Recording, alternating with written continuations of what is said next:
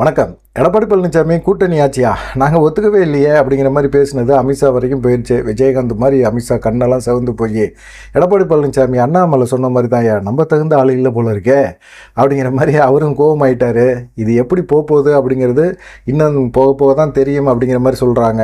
ஏன்னு கேட்டிங்கன்னா அமித்ஷா பேசும்போது பக்கத்தில் இருந்து கேட்டுக்கிட்டு ஓகே சொன்னவர் திடீர்னு பார்த்தீங்கன்னா இப்போ ஒரு வாரம் கழித்து இந்த மாதிரி பேசுகிறாரு. ஏற்கனவே பிரதமரோட கூட்டணி கட்சிகள் ஆலோசனை கூட்டத்தில் பிரதமர் எடப்பாடி பழனிசாமிக்கு முக்கியத்துவம் கொடுத்து பக்கத்தில் உட்கார வச்சார். ஒரே வாரத்தில் கூட்டணிக்கும் எங்களுக்கும் சம்மந்தம் இல்லை, பாஜக கூட்டணியிலேருந்து நாங்கள் விலகிறோம்னு அப்படின்னு சொல்லிட்டார்.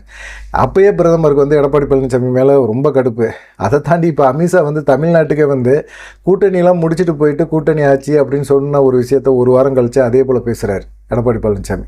இது எப்படி இருக்கும்? இப்போ கூட்டணிக்குள்ளே ஒரு நியாயமாக இருக்குமா? பேசும்போதெல்லாம் அமைதியாக இருந்துட்டு பேசி முடிச்சுட்டு போய் ஒரு வாரம் கழித்து இல்லைங்க நாங்கள் அதுக்கு ஒத்துக்கலை அப்படின்னு சொன்னால் எப்படி இருக்கும்? அமித்ஷாவுக்கு விருந்தெல்லாம் கொடுத்தாச்சு. விருந்து கொடுத்தா அவர் டெல்லிக்கு போன பிறகு சென்னையிலேருந்து சேலத்துக்கு வந்திருக்கிறாரு. சேலத்துக்கு வந்தோடனே நிர்வாகிகள்லாம் கொந்தளிச்சிட்டாங்க, கொதிச்சு போயிட்டாங்க. ஏற்கனவே பாஜகவோட கூட்டணி வைக்க மாட்டேன்னு சொல்லிட்டு தான் நீங்கள் ஒரு ஸ்டாண்டில் இருந்தீங்க. அதை தான் நாங்களும் விமர்சனம் பண்ணிக்கிட்டு இருந்தோம். அதே அப்படியே கண்டினியூ பண்ணியிருக்கலாம். நீங்கள் பாஜகவோட கூட்டணி வச்சது கூட பிரச்சனை கிடையாது. ஆனால் நீங்கள் கூட்டணி ஆட்சி அப்படிங்கிறதுக்கு ஒத்துட்டு வந்தீங்க பார்த்தீங்களா, அதுதான் ஏற்றுக்க முடியல. நம்ம அதிமுக இப்படிலாம் கூட்டணி ஆட்சிக்கெலாம் எப்பயுமே சம்மதிச்சதே கிடையாது.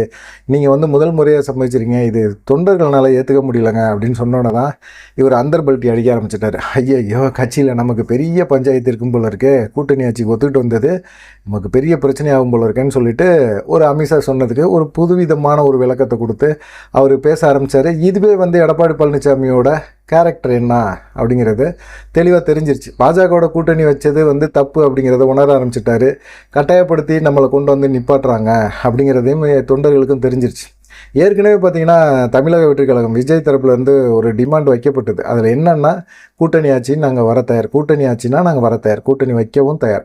ஆனால் எங்களுக்கு துணை முதலமைச்சர் பதவி தரணும், நாங்கள் கேட்குற தொகுதியை தரணும், தேர்தல் செலவு ஃபுல்லாக நீங்கள் தான் பார்த்துக்கணும் அப்படின்னு சொல்லும்போது எடப்பாடி பழனிசாமி கூட்டணி ஆட்சிக்கு ஒத்துக்கலை. ஆனால் இந்த தொகுதி தரேன், இது போல் பார்த்திங்கன்னா செலவு இதெல்லாம் ஏற்றுக்கிறேன் அப்படிங்கிற மாதிரி தான் விஜயோட இது பண்ணியிருந்தார், டீல் பேசியிருந்தார். கூட்டணி ஆட்சிக்கு அப்பயுமே ஒத்துக்கலை.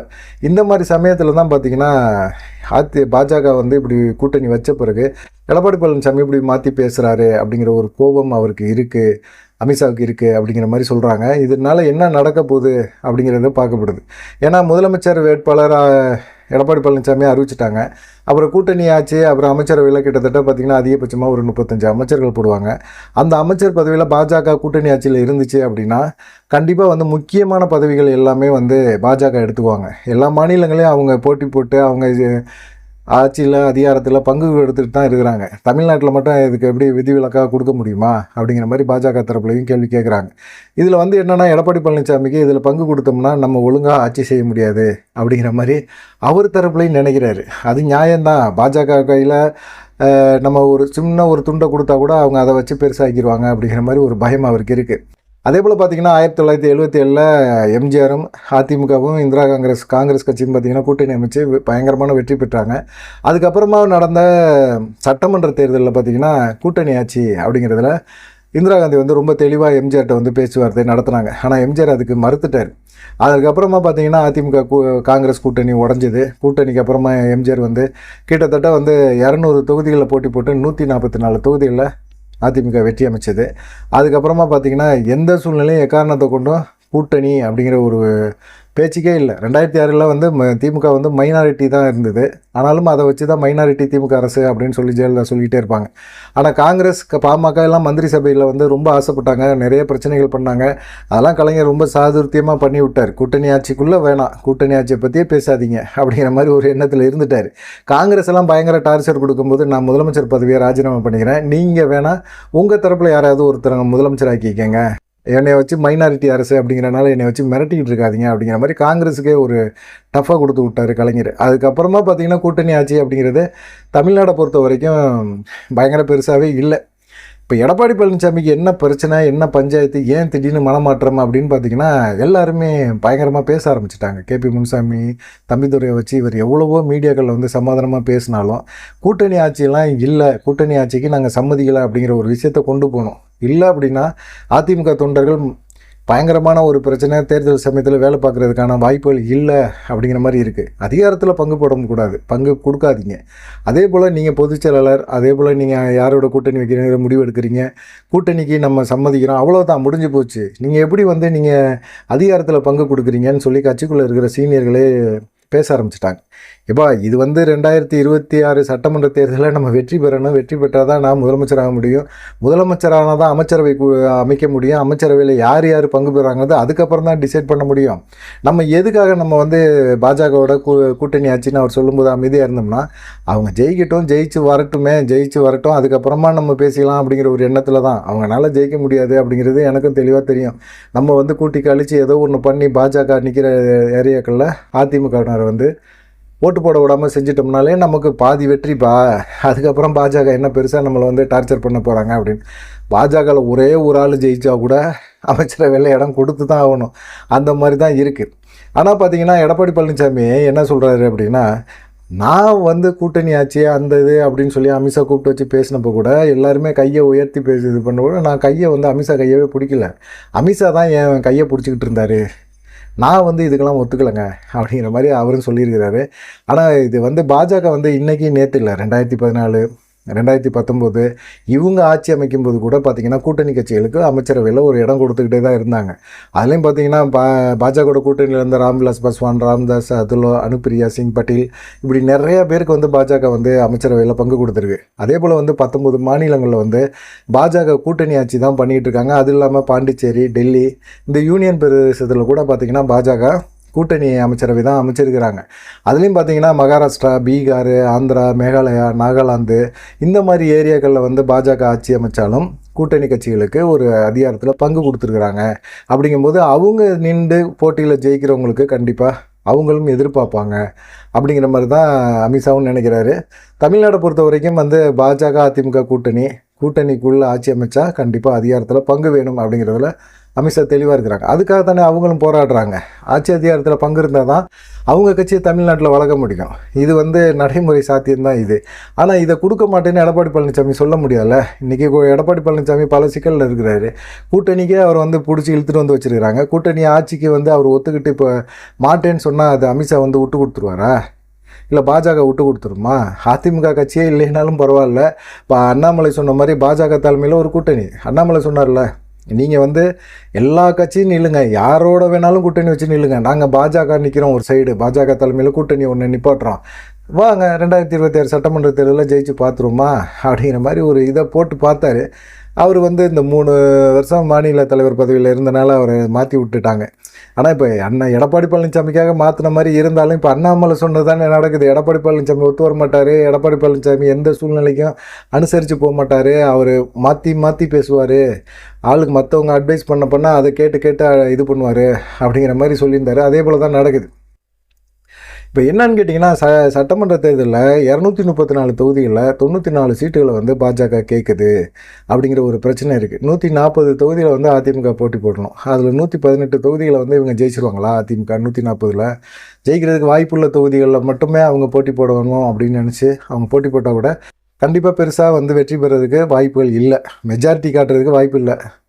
மைனாரிட்டியாக தான் வரும். மைனாரிட்டியாக வந்தால் கூட மீதி 94 தொகுதியில் போட்டி போடுற பாஜக கூட்டணி கட்சிகள் வெற்றி பெற்றால் அவங்களோட கூட்டணி அமைச்சு தான் ஆட்சி அமைக்க முடியும். அப்படிங்கிற ஒரு சூழ்நிலை வந்தால் கண்டிப்பாக பாஜக கேட்குறத கொடுத்தாகணும். அப்போ பேசிக்கலாம் அப்படின்னு எடப்பாடி பழனிசாமி இந்த கூட்டணி ஆட்சிக்கு ஓகே சொல்லிட்டு வந்துட்டார். இப்போ கட்சியில் இருக்கவங்கலாம் இறங்கி வேலை பண்ண மாட்டாங்களோ அப்படிங்கிற ஒரு எண்ணம் இருக்குது. அது இல்லாமல் இப்போ என்ன கேட்குறாங்கன்னா, பாஜக கேட்குற 94 சீட்டை நீங்கள் எப்படி கொடுப்பீங்க? பாஜகவுக்கு என்ன வாக்கு சதவீதம் இருக்குது, என்ன இது இருக்குது அப்படின்னு கேட்டிங்கன்னா, பாஜக ஒரு புள்ளி ஓரத்தோடு பேசுகிறாங்க. நாடாளுமன்ற தேர்தல் நாங்கள் 11% மேலே வச்சுருக்கோம். கூட்டணி கட்சியோடு பார்த்தீங்கன்னா 18.5%. நீங்கள் நாடாளுமன்ற தேர்தல் 20.5, 2% தான் உங்களுக்கும் எங்களுக்கும். அது மாதிரி அந்த விஷயத்தை வச்சு டீல் பண்ணி தொகுதியை பிரிங்க அப்படின்னு சொல்லி 94 தொகுதிகளை கேட்குறாங்க. அதில் 86 தொகுதிகளில் இடங்களில் சட்டமன்ற இடங்களில் பார்த்திங்கன்னா பாஜக 2வது இடத்துல இருக்குது. அப்படி இருக்கிறது அதிமுக கூட்டணி வச்சா கண்டிப்பாக முதல் இடத்துக்கு வரதுக்கு வாய்ப்புகள் இருக்குது. 94ல் 86 இடங்கள் பாஜக வெற்றி பெறும் அப்படின்னு சொல்லி ஒரு கால்குலேஷன் போட்டு அவங்க எடப்பாடி பழனிசாமிகிட்ட கொடுத்துருக்குறாங்க. இதெல்லாம் பார்க்கும்போது எப்படி பாஜக கூட்டணி ஆட்சி அமைக்காமல் விடும்? பாஜகவோட தயவோட எடப்பாடி பழனிசாமி ஆட்சி அமைக்கிறாரு அப்படின்னா கண்டிப்பாக பாஜக அதிகாரத்தில் பங்கு கேட்பாங்களா கேட்க மாட்டாங்களா? கேட்குறாங்க. ஆனால் எடப்பாடி பழனிசாமி தரப்பில் என்ன நினைக்கிறாங்க அப்படின்னா 94 தொகுதி பாஜக கேட்கட்டும், அவங்க கேட்குறது கேட்கட்டும், நம்ம கொடுக்குறது தானே கொடுக்க முடியும். கடந்த சட்டமன்ற தேர்தலில் எவ்வளோ கொடுத்தோம்? 20 கொடுத்தோமா? இப்போ 25 கொடுத்துட்டு போவோம். அவங்க எவ்வளோ தொகுதி ஜெயிக்கிறாங்களோ ஜெயிச்சுட்டு போகிறாங்க. இவங்க கேட்குறாங்க அப்படிங்கிறதுக்காக இவங்க காட்டுற புள்ளி விவரங்களை எல்லாம் வச்சுக்கிட்டு நம்ம 94 சீட்டுகளை கொடுத்துட முடியுமா? அது ஒத்து வருமா? நாம் 140 நிற்க முடியுமா? அப்படிங்கிற மாதிரி எண்ணத்தில் அவருக்கு பேசுகிறாரு. பாஜகவுக்கு ஒரு 25 சீட்டு கொடுக்கலாம் அப்படிங்கிற ஒரு மாதிரி ஒரு நினப்பில் அவர் இருக்கிறார். ஆனால் இப்போ என்ன கேட்டிங்கன்னா 2026 பாஜக கூட்டணி அதிமுக கூட்டணிங்கிறது இருக்குமா இல்லையா, உடஞ்சிருமா, பிளவுபடுமா அப்படிங்கிற மாதிரி ஒரு ஐயப்பாடு இப்போ வந்திருக்கு. அமித்ஷாவுக்கே பயங்கர எடப்பாடி பழனிசாமியோட பேச்சு டென்ஷன் ஆக்கியிருக்கு அப்படின்னு சொல்கிறாங்க. எடப்பாடி பழனிசாமி தேர்தல் வரைக்கும் நம்ம சின்னம் கிடைக்கணும், கட்சி கிடைக்கணும், பொதுச்செயலாளர் பதவி தொடர்ந்து நிலைக்கணும், அது நம்ம கட்சிக்குள்ளே ஒரு பிளவு, பயங்கரமான பிளவு நமக்கு எதிரான இருக்குது, அதுக்காக எம்எல்ஏ ஆலோசனை கூட்டம், அதில் சூட்கேஸ் கொடுக்க போகிறாங்க, இப்படி பலதரப்பட்ட பேச்சுகள்லாம் இருக்குது. இதெல்லாம் தாண்டி உட்கட்சி பிரச்சனையை ஒரு முடிவு கொண்டு வந்தார்னா பாஜகவை எதிர்த்து கலங்காண முடியும். பாஜகவை எதிர்க்கணும் அப்படின்னு கலங்கானோம்னா கண்டிப்பாக பாஜக இவர் வேறு யாருக்குள்ளேயோ வச்சு நபர்களை வச்சு உட்கட்சியை உடைப்பாங்க. அப்புறமா அவருக்கான பதவி, அதிகாரம், சின்னம் எல்லாத்துலேயும் பிரச்சனையை கொடுப்பாங்க. எடப்பாடி பழனிசாமி நிம்மதி இல்லாமல் இருக்க முடியும், நிம்மதி இல்லாமல் போயிடுவார். அதுக்கப்புறம் தேர்தல் பிரச்சாரம் எங்கே பண்ண போகிறார்? ஜனவரி 9 தேர்தல் பிரச்சாரத்துக்கு தமிழ்நாடு முழுவதும் சுற்றுப்பயணம் போகிறாரு அப்படின்னு சொன்னாங்க. இன்றைக்கி என்ன மாதம்? இது ஏப்ரல். இன்னும் சுற்றுப்பயணம் போகல, எங்கேயுமே எதுவுமே பண்ண முடியல எடப்பாடி பழனிசாமியில். அந்த அளவுக்கு எடப்பாடி பழனிசாமி மென்டல் டார்ச்சரில் இருக்கிறார், உட்கட்சி பிரச்சனையில் இருக்கார். இந்த உட்கட்சி பிரச்சனையெல்லாம் முடிக்கணும் அப்படின்னம்னா நமக்கு எதிராக செயல்படுறாங்க அப்படின்னு நினைக்கிறார். யாருமே அவருக்கு எதிராக செயல்படலை, எடப்பாடி பழனிசாமி தான் அவங்களுக்கு எதிராக செயல்பட்டார்.